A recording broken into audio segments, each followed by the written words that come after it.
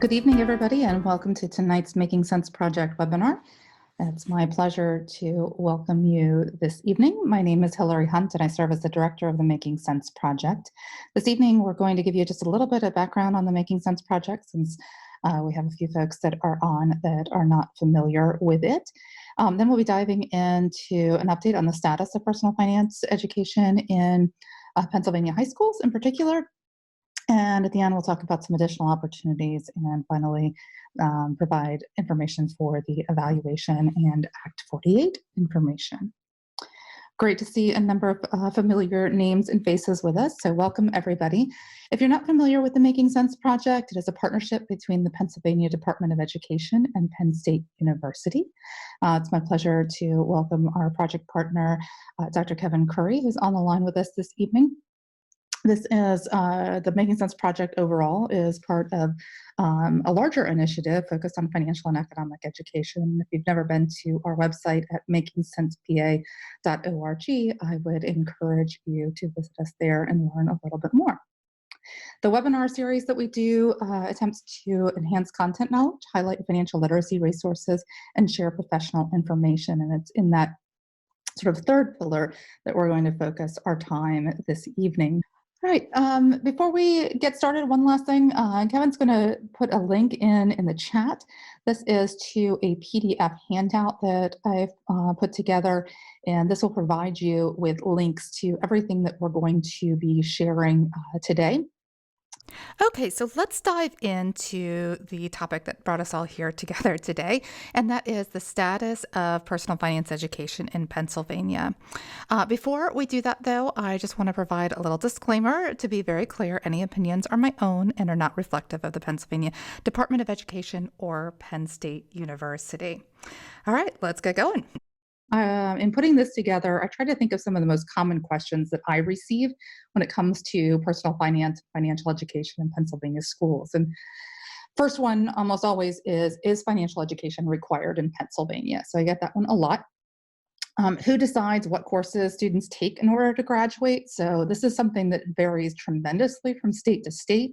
And I get this a lot of times, especially from people from other states when they're trying to compare us to states such as Virginia, for example, that has a statewide graduation requirement for all sorts of different things. And on that list is a course, actually Virginia, it's a course that's a semester of personal finance and a semester of economics. How many districts require students to pass a course in personal finance in order to graduate? And then finally, how do we stack up to all those other states like the Virginias and others that I talked about earlier? So hopefully by the end of this evening, I'll have answered all of these questions. I would encourage you, if you have other questions that you're curious about that maybe aren't on this list, please feel free to post those in the chat there area there. I'm hopefully going to try and already covering some of them maybe, but if not, I'll make sure that I either embed those in, the answers in, and or answer them outright. And again, don't hesitate to post any comments or questions as we go. So as we move forward, we're going to start off with a little bit of a primer on education governance in Pennsylvania, which will give you some background on where personal finance is both in law and in regulation. Then we're going to turn to local decisions regarding financial education, and then we'll talk about how Pennsylvania does compare, and finally provide you with some tools or information to help advocate for financial education in your district or at the state level if you are so obliged. So let's start talking about a little bit about education governance in Pennsylvania. I put together this sort of three-legged stool, if you will, with each of these columns having its own role. You'll notice one piece is not there, and that is obviously the federal government. So the federal government obviously does play a role in education policy and direction, especially when it comes to things like special education and certainly funding and lots of other areas. But so far, that's for the federal at the federal level, there's not a whole lot that relates to financial education in particular. So for tonight, we're going to focus in on these three levels at three areas within state government. And so let's start with the legislature, meaning the Pennsylvania House of Representatives and the Pennsylvania Senate. So one of the things that, I think, government 101, how a bill comes to bill. We're not going to go into all of that, but obviously our legislature is responsible for passing the laws here in Pennsylvania, which are different from what we'll talk about a little bit later when it comes to regulations. So when we talk about school law in particular, we are discussing almost always the Public School Code of 1949. So this dates back many, many years, obviously, back to March 10th of 1949.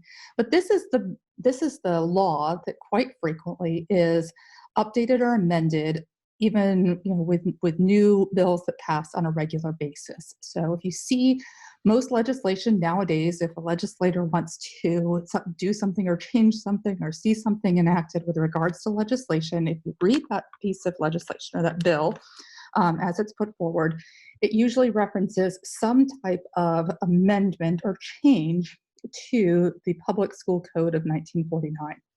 So what that's saying is, hey, we have this section maybe of the Public School Code of 1949 of our existing law about education, public education, and we want to change it, or we want to add to it, or maybe we want to subtract from it. Maybe it's, we want to delete this whole section, or we want to change these words, or what have you. So all of that almost always references back to the Pennsylvania School Code. And so specifically in the school code, which is, I don't know how many pages, I haven't looked, obviously very, very, very long document, all linked and all online, and linked in that handout that I gave you. There are three particular places that I want to call your attention to as it relates to economic education and personal finance. And then also sort of related to that, this next one in section 1552 as well. So we're going to start with these two. So section 1551 is obviously specific to economic education and personal financial literacy programs. And little known fact, this is actually the legislation that basically kicked off or got the ball rolling with the Making Sense project. So when this was passed, this legislation says, hey, you department, in this case, Department of Education, we are requiring you by law to provide resources and information, distribute information online, make sure all of that good stuff aligns to the standards, keep track of what schools are doing in terms of, offering and or requiring personal finance and what have you. So this is really the legislation that that created this effort. So the Department of Education decided to meet the requirements of this education by partnering with Penn State and developing the Making Sense project. So the other thing that came out of this is that there was a requirement for a task force. And so on that task force, there were a variety of individuals with an interest in personal finance that made a series of recommendations.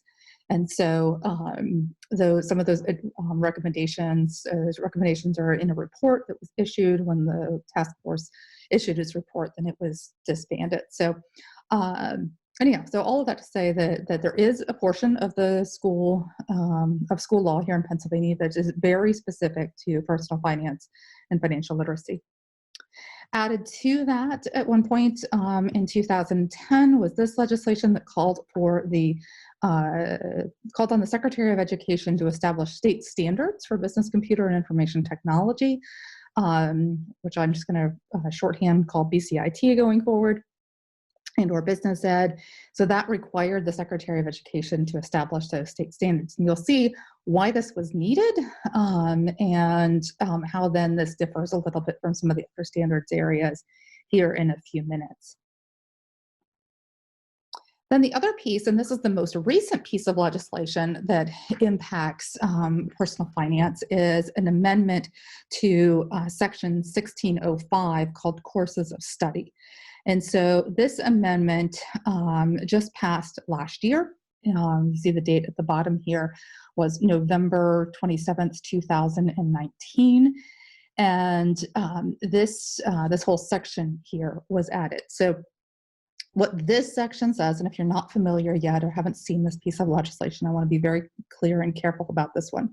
So what this says is that beginning next school year, so 2020 to 2021, and continuing for each school year thereafter, a student who successfully completes a course in personal finance, okay, so a course in personal finance, that does not say a course with personal finance content, that says a course in personal finance, so it's just a standalone course from 9th through 12th grade, may apply up to 1 credit earned. Okay, so that's a 1 full year's credit. If they, it says up to, so it could be a half a credit for successful completion of the course to satisfy their social studies, family and consumer science, math, or business education credit requirement for graduation, provided that the governing body of the student's public high school, that would be the school board, will have discretion to determine the graduation credit requirement to which that credit is earned and shall be applied. So in other words, a school district can say that a student who takes a course that is right now either required or an elective in personal finance may count that towards their math credit for graduation, towards their social studies credit for graduation, whatever it is that the district decides however they want to use that. There are a couple of pieces that are important to note in this. One is in the next piece, it refers to subsection C, which is the section right before it, which is kind of what this was modeled off of. And that said that a student may apply up to 1 credit in a computer science course towards their math requirements for graduation.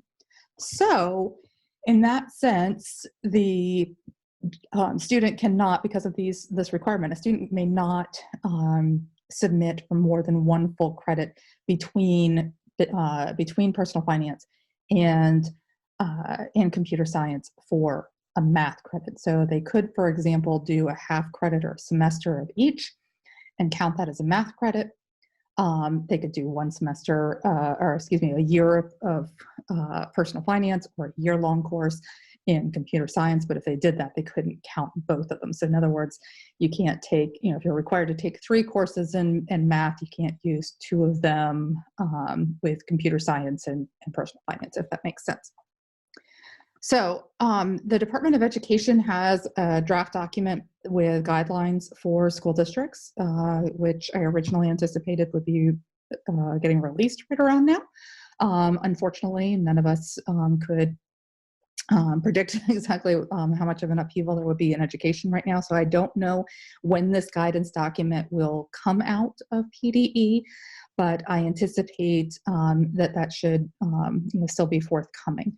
A few things that we definitely know. One is it starts with next school year. So if you're having conversations at some point with your administration, I know that things are crazy and this isn't top of anybody's mind, but if you are, that's when it starts. The other really big thing, and this is the most common question that I have been asked, as have others with PDE, is what about certification? So they've already answered this question for quite a few folks that have inquired. So it's safe to provide that answer at this point. Is it does not matter what your certification is. Well, I shouldn't say it doesn't matter. You can't be an elementary school teacher and do this. But as long as the teacher is certified in any one of those 4 disciplines, because all 4 of those in the CSPGs, which is the certification guidelines,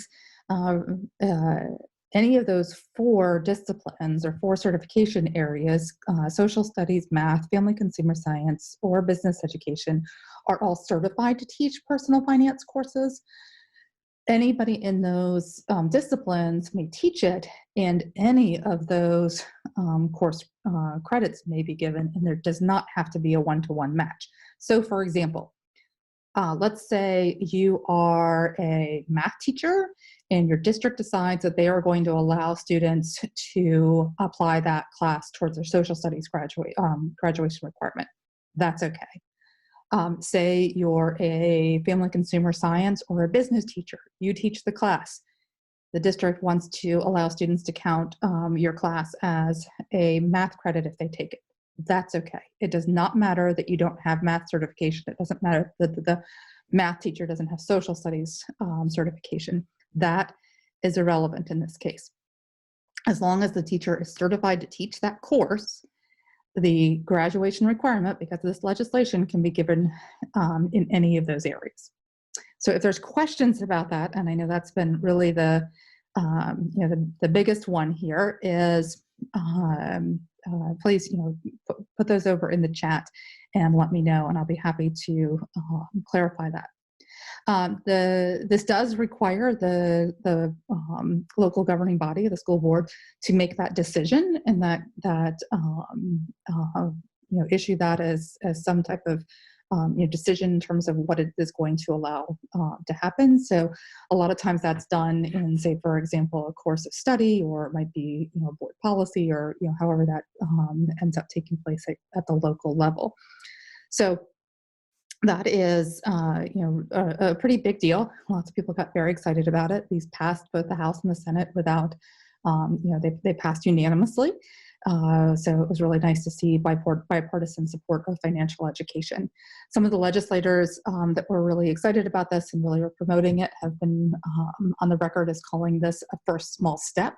So we'll see what comes out down the road, but this was their effort to make some headways into students taking and being required to take this for graduation. So we mentioned, the overarching school law is that Public School Code of 1949, and there are 3 sections that we talked about that, two that we, 3 that we talked about now that all are related to financial education. For anybody that's interested in following or keeping up to date on some of this, there's different ways to do that. You can set up manual stuff online through the state's legislative website, but one place that a lot of this gets updates are provided is on the Pennsylvania Jumpstart website. So if you're not familiar with Jumpstart, it's a coalition of organizations devoted to improving and supporting financial education in Pennsylvania. So on their site, there is a page devoted to legislation, and that link again is on your handout. There are 3 bills right now that are pending. They are almost identical to ones that have been in the past. So House Bill 267 and Senate Bill 59 are identical to bills that have been, I think, in the last 2 sessions, and each session is 2 years. So these have been hanging out there in the Pennsylvania legislature for at least 6, maybe even longer, maybe even 8 or 10 years. I'd have to go back. But both of these, they would require a capstone course. So it would require every student in Pennsylvania to take a course in personal finance in order to graduate. And you can see there, it also sets up a personal finance education fund and makes an appropriation for the Department of Education to help support financial education initiatives. So anybody that's interested in sort of the statewide policy, these are bills that you might want to do some research on. They all have bipartisan support, which is always really nice to see. So if you're interested, again, there are links to these from that Jumpstart page. So that's the legislative side. Then we have the regulatory side. And so that is the center pillar, if you will. And so when we talk about the Public School Code of 1949, I always think it's a little bit confusing because that word code is there, even though the Public School Code of 1949 is the law, it's an act. So it's the legislative branch.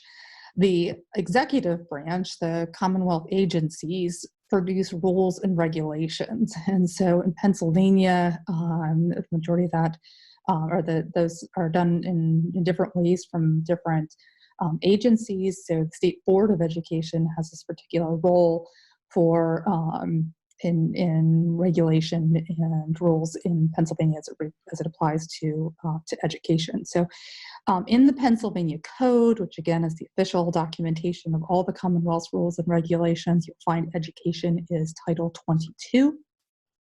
So I provided you with a link to the Pennsylvania Code and Bulletin. If you want to browse that, you would scroll down over here to number 22 for education, and it looks something like this. So again, Title 22 is education. We start off, there's several different parts, but Part 1 falls under the State Board of Education, and you can find underneath that is in Subpart A is Chapter 4, Academic Standards and Assessment, and that is where we are going to begin. So let's take a look at what's in Chapter 4.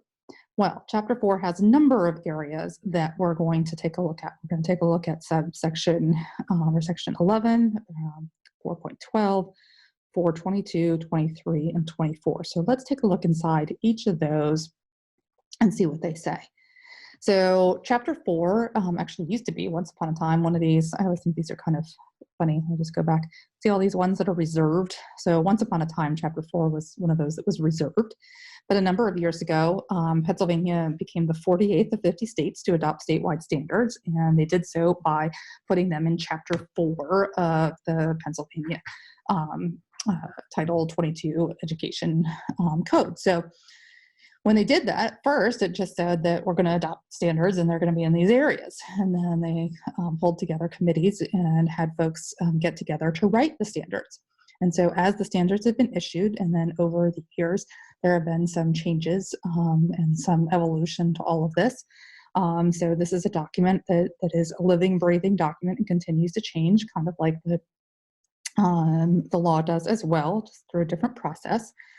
But it sets forth what the purpose of public education is, and one of that is that schools in Pennsylvania, public schools in Pennsylvania are to provide instruction in all of these 9 areas.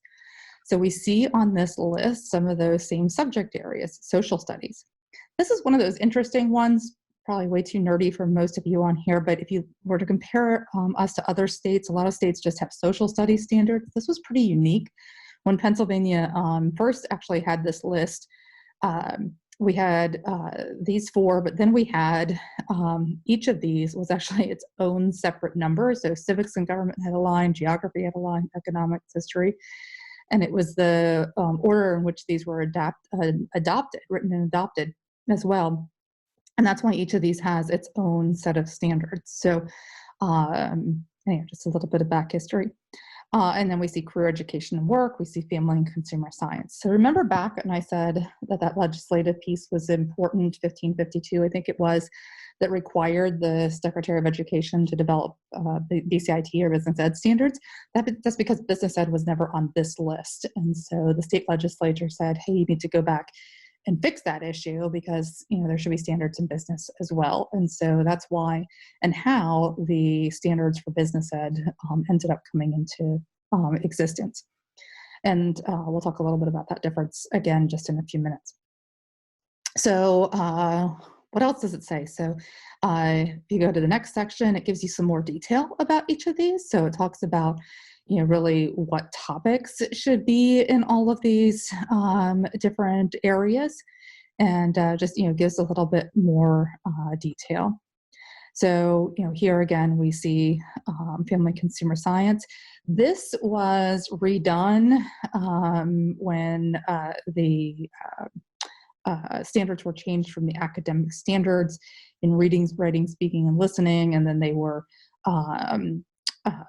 transitioned over to Pennsylvania core standards for ELA and then also for math. That's why these are in a different order. They didn't used to be what they were changed to be. So when we look for personal finance in the academic standards here in Pennsylvania, we find them in the 3 areas listed at the top, as well as in the 4th one here. So economics, FCS, career education, and work, all 3 of those standards are part of Chapter 4, required by virtue of them being in Chapter 4 and the whole sort of regulatory force that Chapter 4 brings. Business computer information technology, however, is actually not part of Chapter 4, at least those standards are not part of Chapter 4. And so it puts them on a little bit of an uneven footing. And that's something that some of the reports that we've issued through the Department of Education and with support of some of the research that we've done has called that out as well in the past, that they're not all quite on the same even footing in terms of enforcement, I guess, if you will. Not that they're standards police, because there's not quite that level of enforcement, but still they're on an equal footing. So one way that you can tell that, for example, is if you look at the FCS standards, for example, you'll see here the PA code that they're referenced in. When they were passed, they were put in appendices. So for example, Appendix C has all the social studies standards. You'll find all of those in Appendix C. Family consumer science is in Appendix D. You can compare and contrast that then to the standards for business computer information technology, which lack that reference to the PA code. So again, when it comes to these standards, not only do they exist, but by virtue of the code, school districts are, school entities are required to teach them. They are to assess them. And every 3 years, the State Board of Education is to revisit them. And so they may be adjusted, they may be modified if that is deemed necessary. At the middle level, the Pennsylvania Code also calls for what subjects and what planned instruction should be offered. And you'll note here it says may be provided as a separate course or as an instructional unit or other interdisciplinary instructional activity. So this says that at the middle level, every school district is to provide language arts, math, science and technology, social studies, all 4 of those categories, et cetera, et cetera. Scrolling down further, career education, which we focused on in our last webinar. And if you skip down here, family and consumer science as well.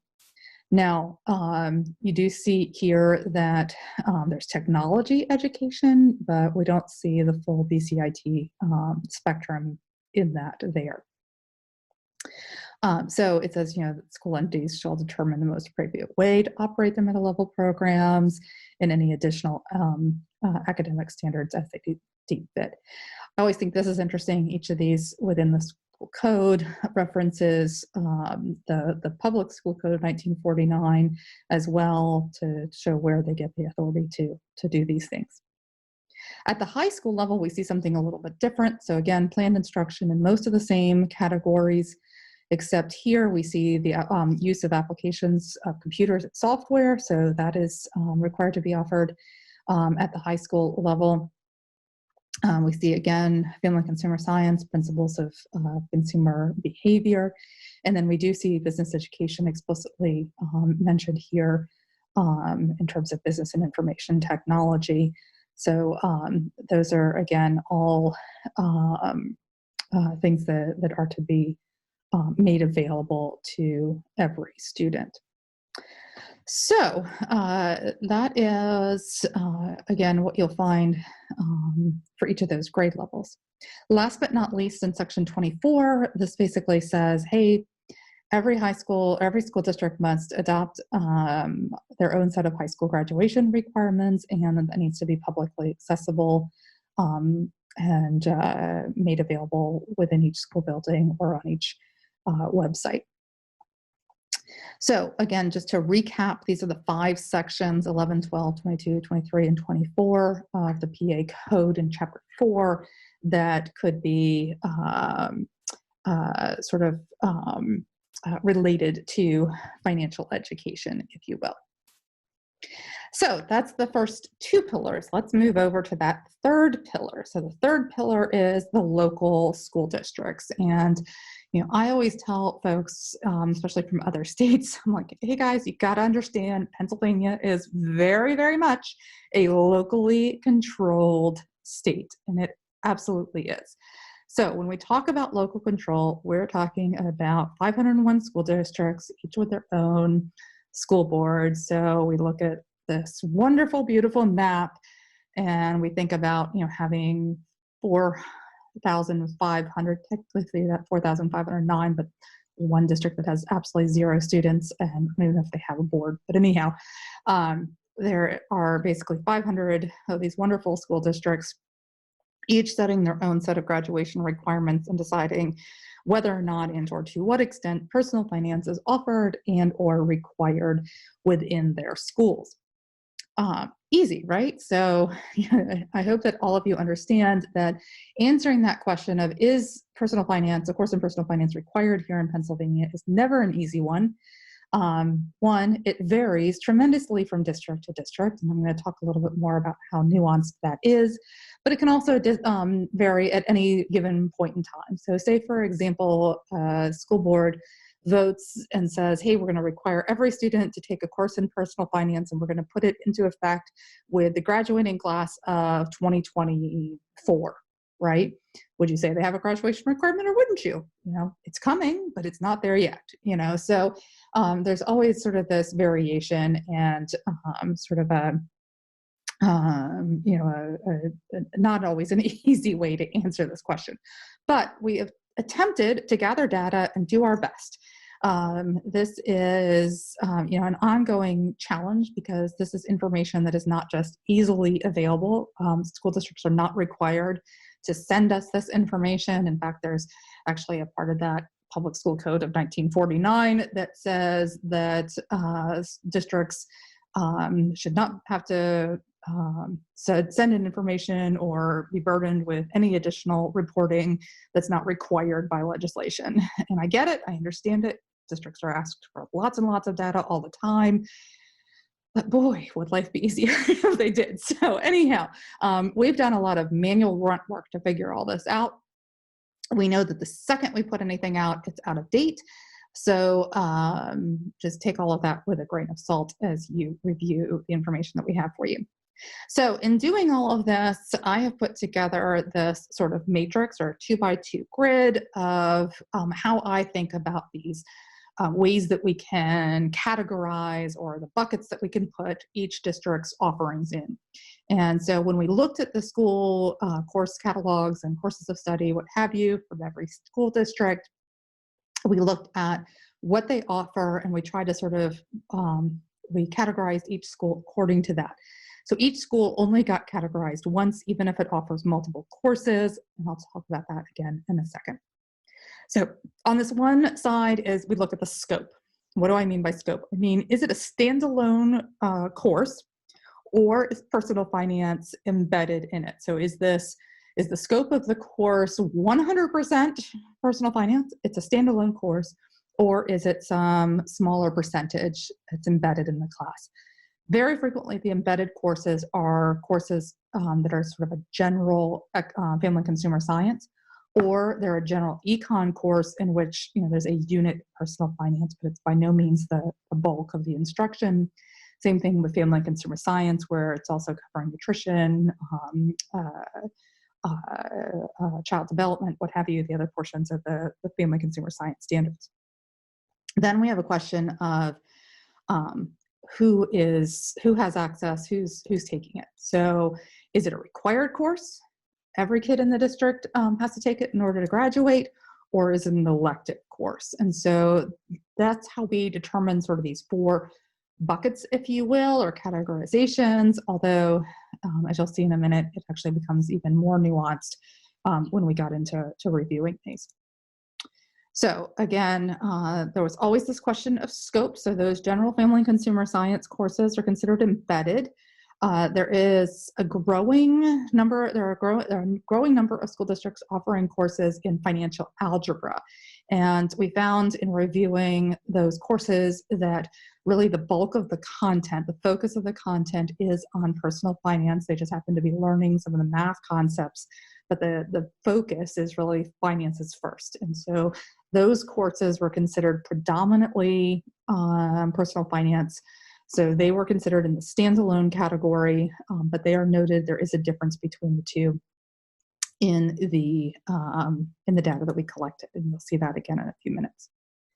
And then the other thing that we looked at is the course more or less than a semester? So that is something else that we really tried to determine, and we also differentiated on. So if a course was less than a semester, or if it was not all 100% personal finance, so for example, like those financial algebra classes, those courses got lumped together as being like not quite the highest of the high level, if you will. So when we did that, we then created this sort of color code system, for better or worse, where your standalone and required courses are kind of considered that gold standard. Then we have the standalone and electives, being in blue. Then we have yellow and orange. And then we have red for the districts that offered no course. And then finally, we had some districts where we just could not track down information. And there's 5 districts in Pennsylvania that actually don't have a high school all their high school kids go to another district, so they don't really they don't have a role to play in this because they don't offer any courses. Not whether or not personal finance is required, because they don't require math. So, all of that said, here is a high-level overview of 501 little points on this map, which all show what is required. And so I'm going to talk through what each of these are. So green are your standalone and required courses. The darker green shade are those that meet that quote unquote gold standard.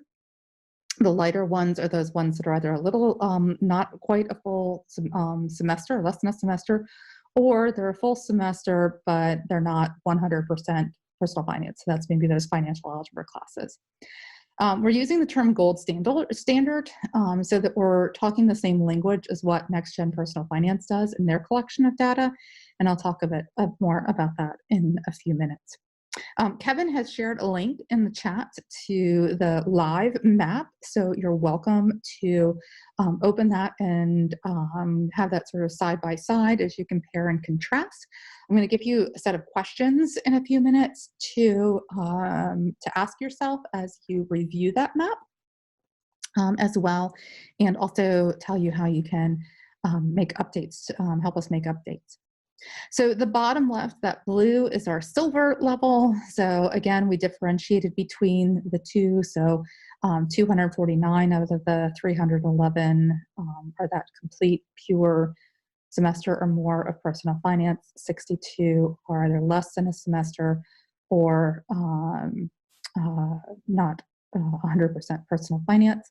So together, that's 413 school districts, or 83% of districts, offer students access and or require a standalone course in personal finance, which I think paints a much different and honestly better picture than we've had in the past.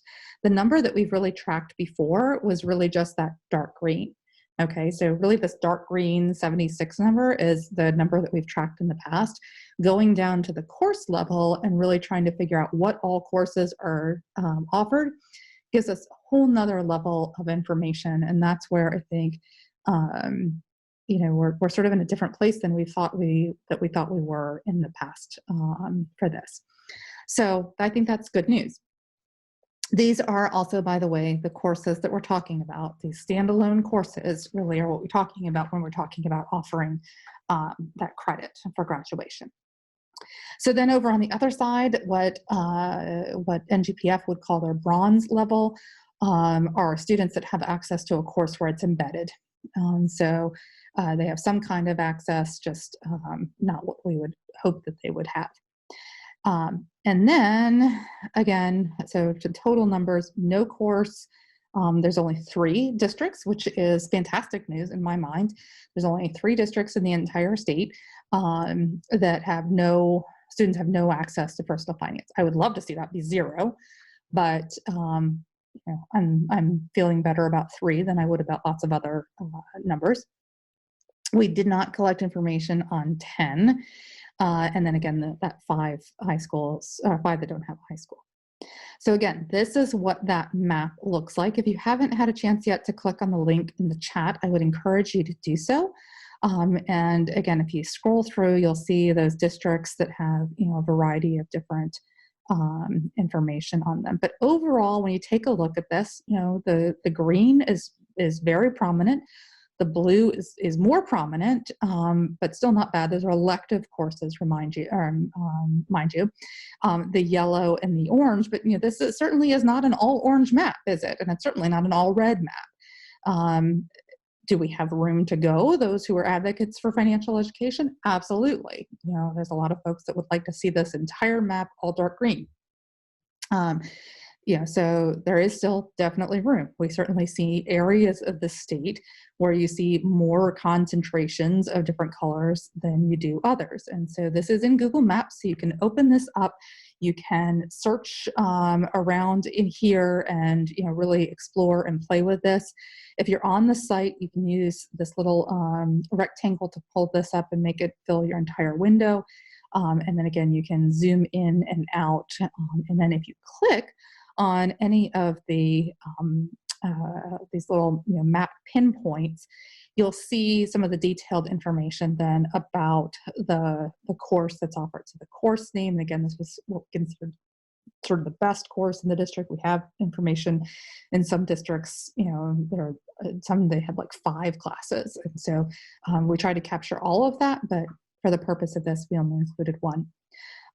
Which department offers it, the length or the duration of the course. Is it a half credit per semester, or is it a 1 credit full year course? And what grade is it offered in? And there's some other information there as well. So as you look at these, I would ask you to, take all of this in, see how your district was categorized. Do you think this is still accurate and up to date? If not, I'm going to show you where and how to send that information to us. And then, how do you compare? Are you happy with where you are, statewide, within your county, within your intermediate unit, what have you? I'd also encourage you to think about, who you might share this with. So on the page with the map, there's a link here. It says, need to provide a report of change. Please complete this form. So this form is an opportunity to give information. So you can put your information in, how it's currently classified, what it should be, how you believe, and why. We had some questions in the afternoon session about private schools and about charters. So I do want to mention them real quickly. If you're with a private school and would like to provide us with the information about that school, or with a charter school, I would love to get this information. Go ahead and fill this out. Say if you're in a Catholic school and you're part of a diocese, you could insert that into school district name, or you can just put NA, that's fine too. You can just put information about your school name instead. We would love to include that. Unfortunately, when we have attempted to gather information from charter schools and from private schools, I don't know if it's just because by virtue of their size a lot of times, or the way things are on their websites, we just have not been able to find that information nearly as easily. And it ended up being more cumbersome than we were able to accomplish. So this initial attempt to gather all of this data really falls at the school district level, but we would love to have it. And if we can get enough of that, then I would feel comfortable drawing some conclusions or sharing some of those results. I certainly don't want to make comments about the percent of school district or private schools, for example, or charter schools, without having a better sense of the universe, if you will. But the more information we can get, the better on that. So if you'd like to help us provide some of that information, we would certainly love it. So how does Pennsylvania stack up then against other states? Well, there's really 2 sources of data that I turn to quite frequently, or most frequently. And the one is from the Council for Economic Education, which offers every other year or every 2 years a survey of the states. And so they look at what states have standards and graduation requirements and or assess in the areas of economics and personal finance. So their last report was issued in February, and it showed that there's actually been a net increase of 4 states. So we're now up to 21 states that require students to take a course in personal finance.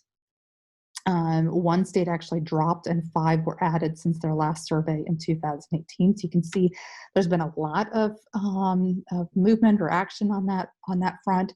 There are some folks within financial education circles that wonder if everything that's happened and transpired with what we're going through right now might spur some folks to really think that, hey, this really is important. People really need to understand, for example, the importance of setting aside money for emergencies. I mean, I think lots of people have, for a long time, scoffed at or, really, made it a very low priority, for example, to have, 3, 6, 12 months of salary set aside, right? If there's nothing that this crisis hasn't taught us, it's the importance of having emergency savings, because you just never know what could happen, right? So We'll see if there's increased interest in financial education. It certainly has been on the rise no matter what. And there's legislation, as I mentioned, pending in Pennsylvania and elsewhere, and has been for a long time in many states. I don't have a crystal ball, though, to know where that will go. So again, this survey of the states and the report is available and linked in that handout. Another thing that I think is interesting is this commentary about why requirements for personal finance matter. This status of personal finance, this is the map they show. They have another one in blue for economics. I'll just share this one here. Pennsylvania is only noted as having standards because, again, all of these decisions really are made at the local level at this point in Pennsylvania. The other source of data, when it looks at how we compare, how we stack up to other states, comes from Next Gen Personal Finance, and they did something similar. And actually, they're the ones that spurred us to look at each of the schools and their course catalogs.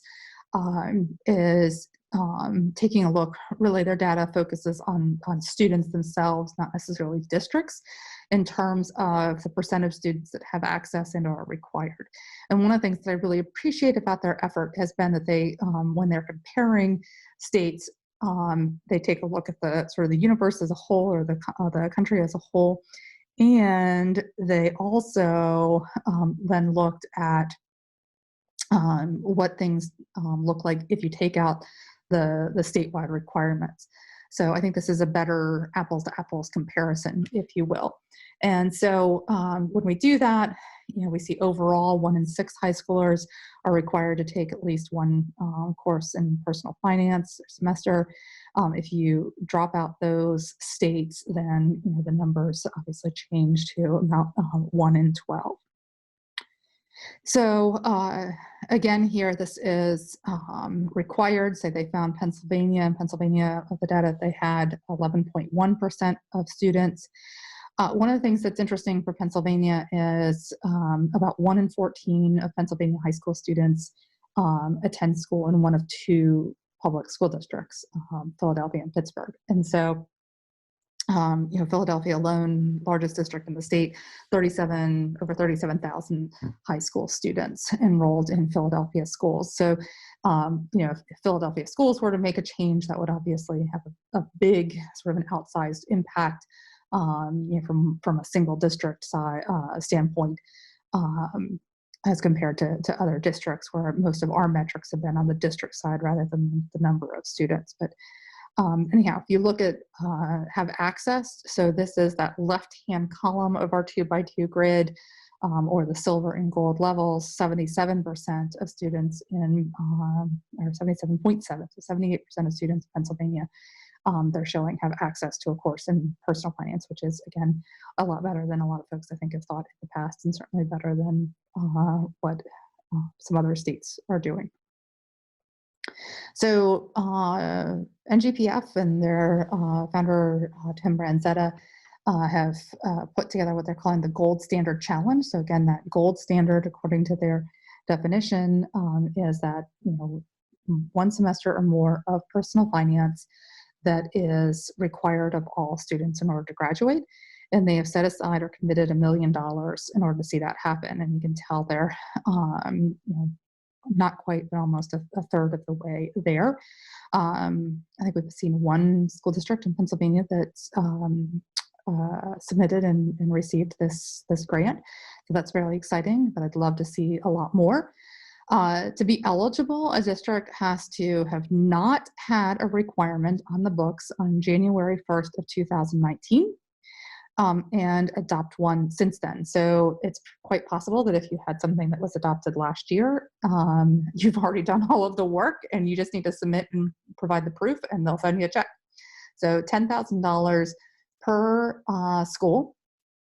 So the district has up to 3 schools, so up to $30,000 per district, to then be used towards their financial education efforts.